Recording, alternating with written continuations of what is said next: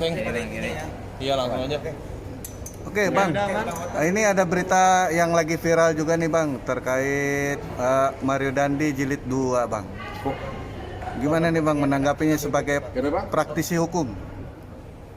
Ya itu kan pada dasarnya nggak beda dengan kasus AG David kan, nggak beda. Cuma pertanyaannya adalah apakah bapaknya juga nanti di proses pidana selain kode etik, karena membiarkan itu termasuk juga dugaan tindak pidana. Gitu loh. Jadi apakah itu kita belum tahu, tapi yang jelas bahwa itu udah kena banget itu, ya. Kira-kira apa lagi? Katanya Bang Hotman siap bantu untuk korbannya. Katanya Bang Bener apa? Hotman 911 selalu siap untuk kasus-kasus yang bersifat nasional, viral dan menyangkut hak asasi manusia. Hotman 911 banyak benar kasus datang, tapi banyak kita tolak karena bersifat private bisnis gitu loh. Misalnya masalah tanah, masalah pribadi yang tidak bersifat hak asasi manusia. Itu banyak benar saya tolak. Tapi kalau kasus seperti ini, anytime kalau diperlukan kita siap. Memang sudah banyak benar, setiap ada kasus begitu secara nasional pasti netizen akan forward ke saya. Dan kalau datanya lengkap biasanya saya viralkan. Tapi tetap kita biasanya selalu menunggu dihubungi oleh keluarganya. Tapi kan ini kan sudah jadi atensi, saya kira sudah tidak terlalu urgen lagi pengacara karena sudah menjadi isu nasional. Yakinlah dengan viralnya kasus itu, maka itu sudah lebih hebat dari bantuan pengacara. Itu sudah lebih hebat dari bantuan pengacara. Gitu. Jadi, tapi Bang Hotman selalu siap kan untuk membantu. sama ibunya pun sudah chattingan, halo Horas sudah begitu. Tapi kan saya melihat tidak ada lagi kecuali dulu sebelum viral datang ke saya itu pasti saya viralin. Tapi kan ini udah meledak ya sudah. Mungkin ada pahlawan yang berani memviralkan video itu, karena memviralkan video seperti itu juga harus hati-hati, bisa kena undang-undang ITE gitu loh. Tapi kebetulan kadang-kadang non sarjana hukum lebih berani dari sarjana hukum, karena kita itu kan terlalu banyak pertimbangannya sebelum memviralkan sesuatu. Ya itu kebetulan ada yang memviralkan dan memang nyata-nyata kelihatan sekali memenuhi unsur semuanya. Gitu. Komunikasi ke keluarganya seperti apa tadi Bang Hotman sempat bilang? Nggak hanya sekedar say hello, ya hanya itu doang. Tapi kan karena baru kemarin, karena sebelumnya kan banyak banget warga yang memforward ke saya. Tapi baru belakangan ini dikasih nomornya.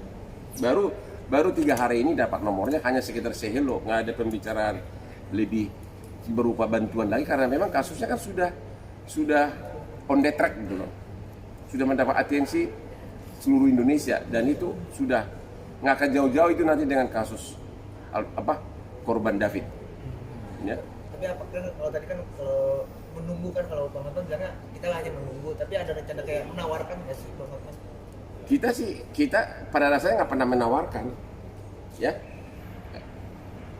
Walaupun ini gratis, ya, tapi kalau memang dibutuhkan anytime, ya kita siap. Apalagi kasus yang nasional seperti ini, itulah selama ini 911 gitu.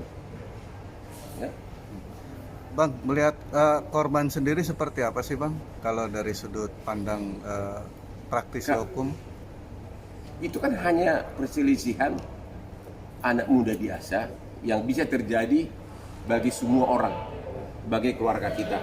Salahnya adalah kenapa terlihat di video itu sudah begitu dianiaya kok bapaknya berdiri saja.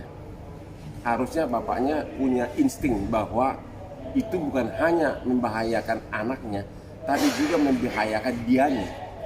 Ya, apalagi dia kan sebagai aparat. Itu kesalahan bapaknya, terlalu egonya terlalu tinggi. Apalagi ada yang memvideoin. Kalau soal perselisihan itu mungkin masih biasa, tapi dianiaya begitu di hadapan orang tua itu fatal sekali, apalagi dia adalah aparat polisi. Artinya sanksinya sendiri seperti apa Bang? Itu nggak akan beda jauh dengan kasus kasus Dandi. Cuma mungkin karena tidak terlalu parah seperti David, tapi pasalnya juga pasti sama, ya.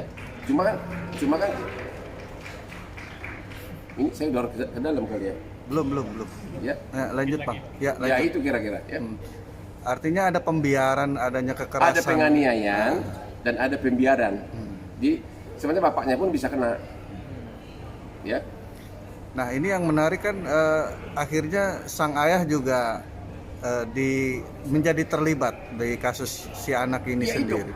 tadi secara kode etik sudah pasti salah. Jangankan sebagai orang tua, sebagai aparat polisi pun kalau melihat ada penganiayaan begitu harusnya dia cegah. Ini anaknya kandung seolah direstui, bahkan katanya disuruh ambil senjata laras panjang segala macam. Jadi secara hukum itu bisa juga itu diproses ke arah pidana untuk bapaknya. Tapi mungkin sekarang ini masih taraf ke arah kode etik. Dan akhirnya si bapak ini diusut oleh pihak yang lain terkait dengan waris kekayaannya. Itu nanti bisa melebar kemana-mana. Artinya kasus-kasus yang tidak wajar nggak ada bedanya dengan Rafael. Nanti kan akan terbongkar semuanya. Ya itulah resikonya. Makanya itulah harusnya bapaknya memikirkan itu. Ya. Bang, sempat abang kaget juga ketika kita berbicara soal David dengan biaya kesembuhannya sampai 2M itu gimana, Bang? Saya pernah bilang ke pengacaranya keluarga David, kalau penganiayaan tersebut kan melalui LPSK, ganti rugi itu bisa disatukan dengan tuntutan jaksa. Tapi itu biasanya kecil. Makanya saya bilang mendingan gugat ganti rugi, gugat seluruh yang terlibat dan orang tuanya. Itu saran saya waktu itu sama pengacara dari David. Tapi kata pengacaranya katanya ya dihitung oleh LPSK jumlahnya sangat besar. Cuma ya kita lihat nanti lah. Tapi biasanya kalau ganti rugi disatukan dengan tuntutan pidana seperti itu, biasanya ganti ruginya nggak begitu besar. Makanya saya bilang gugat ganti rugi perdata, perbuatan melawan hukum, gugat material dan imaterial, begitu. Jadi gugatannya ada 2 ya? Ya, Dipisah ya? dipisah. Nah. Oke? Sedikit bang mungkin soal yang kemarin